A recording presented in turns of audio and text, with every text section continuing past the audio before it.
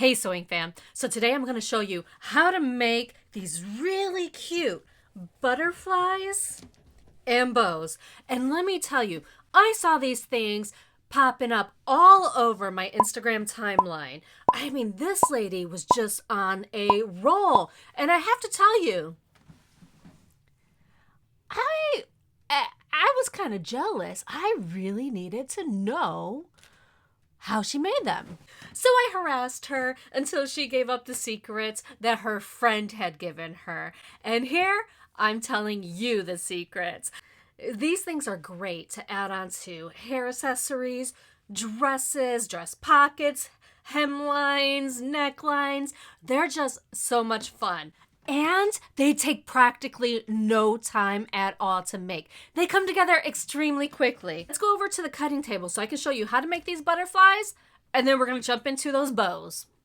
Grab your scraps. Now, I think I'm going to go ahead and start with this blue one, this moth fabric that I picked up from Capital Quilts. And I am going to fold this in half. This was a little tiny facing that I never got to use. Now I need something circular, so I'm going to use this little jar of safety pins here, and it's roughly a 3-inch circle. So I am just going to trace that out with a Sharpie. Now you can make these circles and squares as big as you'd like, really. Now it's time to cut it out. I'm going to use my rotary cutter. You can use your scissors. It's entirely up to you and your preference. But when we're done cutting this, we're going to have 2 identical circles for one part of the wings. Okay, so here are my circles, and when I pull this apart, you'll see what the 2 right sides look like. I'm happy with that. Now I'm going to grab this fabric and I'm going to cut a square out of it. And I'm just going to try to get this square about as big as I can get it, which looks like it's going to be 2.5 inches. I'm okay with that. I think it'll look cute with these little tiny circles. Okay, so I'm just going to clean up this little edge here. Now, typically when you make these circles and squares, you want them to be the same size. So if you have a 3-inch circle, make a 3-inch square if you can. Now, my squares are just a little smaller than that, and, I'm okay with that. It's still going to work out. So put your fabric so that they're right sides facing each other, and then at this point, we're going to sew all the way around, but make sure you leave an opening so that way you can flip these back to right side out. And do this again with the squares. With the squares, though, I like to keep this little edge open, which is a little different from how I typically turn a square, and you'll see why in a second. So let's go ahead and sew these up. So here I am with my walking foot on my sewing machine, and you can't tell me nothing. I really feel like this is just the easiest way to sew a circle. I could practically hold this thing in the center, and this thing will spin around. But go ahead and sew your circles and your squares, backstitching at both starting and ending points, making sure to leave that gap so that way you can flip this back over. The next thing we're going to do is just trim off all of those corners so that way we can turn some really nice crispy corners when we flip this to the right side out. Make sure that you don't actually clip through the threads, your stitching line. That definitely wouldn't be good. Now let's talk about circles. So a lot of people will tell you to actually clip into circles. I've discovered through my lazy girl style that if you just trim this to about 1/8 of an inch away from that stitch line, you're going to get some pretty nice circles that you can turn pretty easily. So that's how I prefer to do them.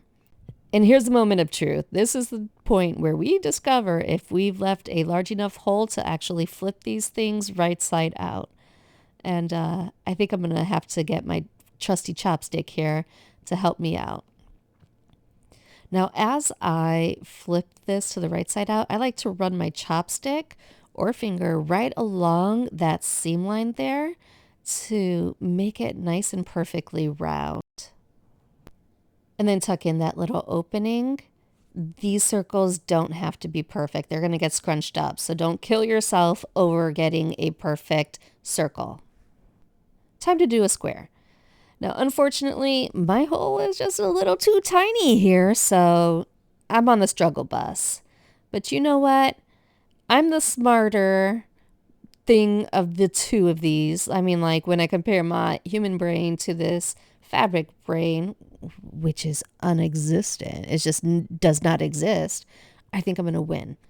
This is what I look like when I'm winning. Press your shapes and then grab your cording. Now, I prefer cording over ribbon because it just stays so much better. And then you can really get some really cool effects. And I'll show you how to make a little butterfly head knots in a bit. But grab your fabric square and we're going to start scrunching it right on up through that middle from one corner to the other. Just like that. Hold it in place, and then grab your circle and do the same exact thing from one edge to the other.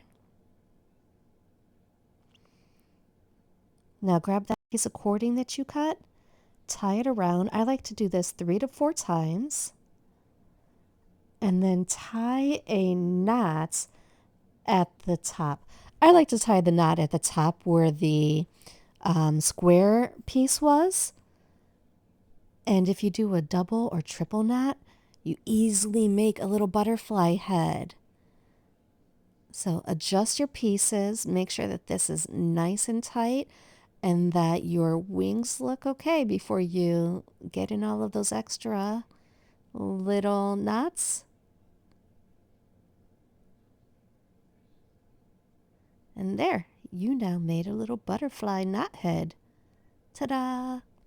Now you can adjust your butterfly and make sure that those wings look exactly how you want them to look. It's really easy just to shift it all around when you're at this point. Now we're going to deal with the antennas here. So I'm going to tie a little tiny knot at one of the antennas. And I'm going to clip off the end there. And I'm going to do the same to the other side.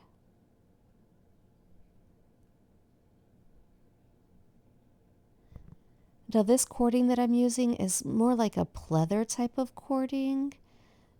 It's so nice for these butterflies. It really kind of makes that butterfly body stand out. But use whatever cording you have available. And there we have a cute little butterfly. Isn't it adorable? Let's make one more. Okay, so here we are. I'm going to start with the funky end on this little circle here. We're just going to scrunch that part up. And you know the drill. Just scrunch right through that middle.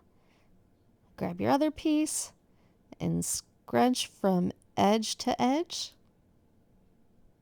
Just like that. Grab your cording.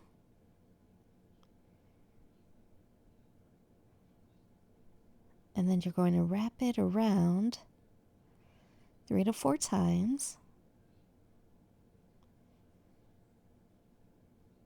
And then tie your knots. I'm going to leave this one without knots on the end of the antenna so you can see how that looks. And you can decide what your preference is. So now let's go ahead and make this bow right here. So you're going to need 2 rectangles, and this one is 3 by 4. And then you're also going to need a strip of fabric. This one is 1 inch wide by roughly 8 inches long. This is plenty long for a couple of bows. So put your fabric rectangles right sides together.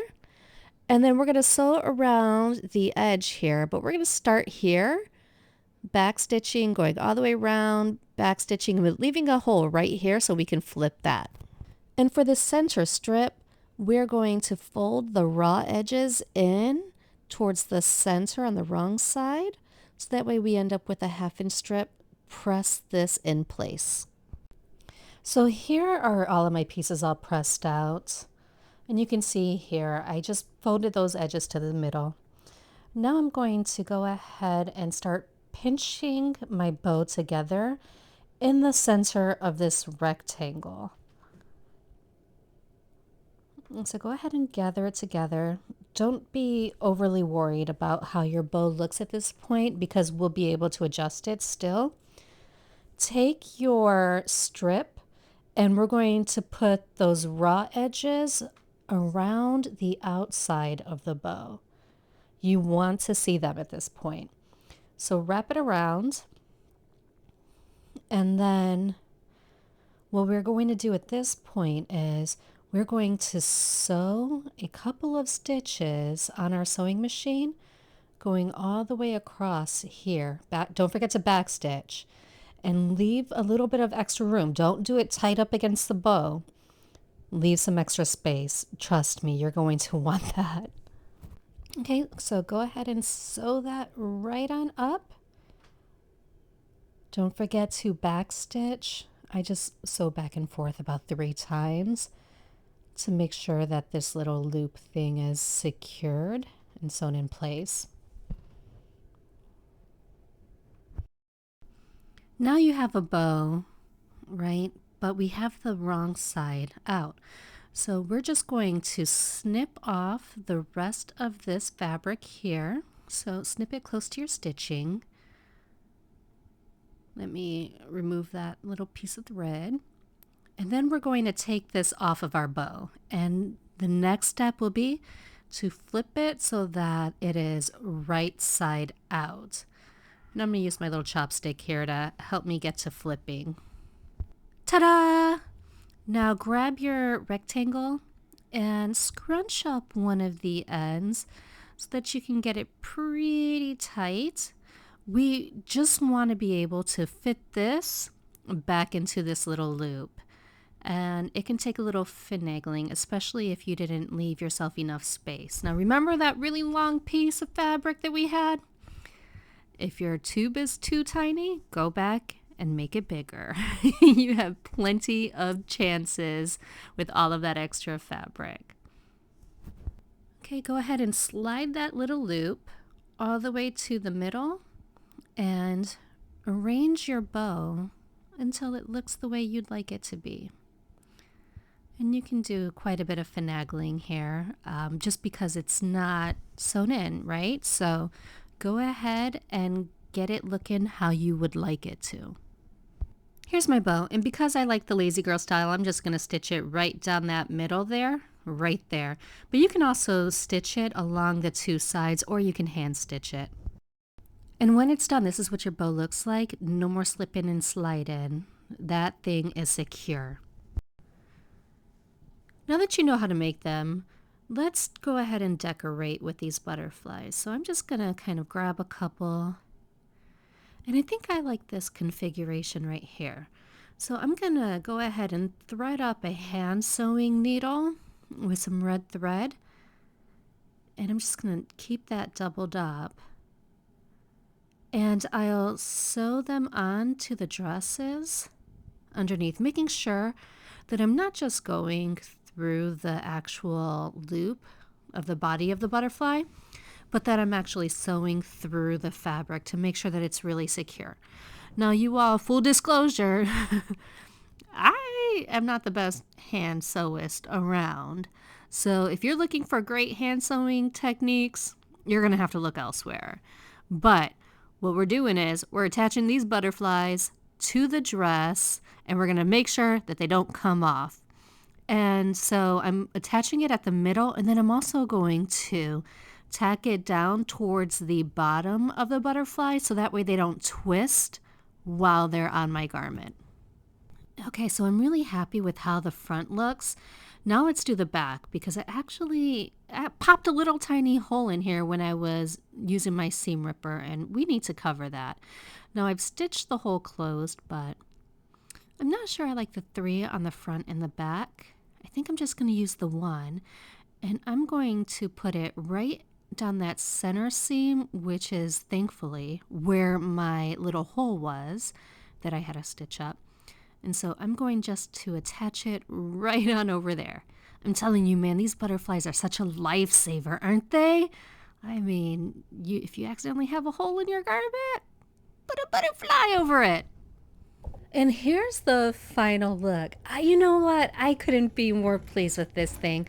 I just think it looks so sweet, and I know a girl's gonna feel super special in this one. I love it.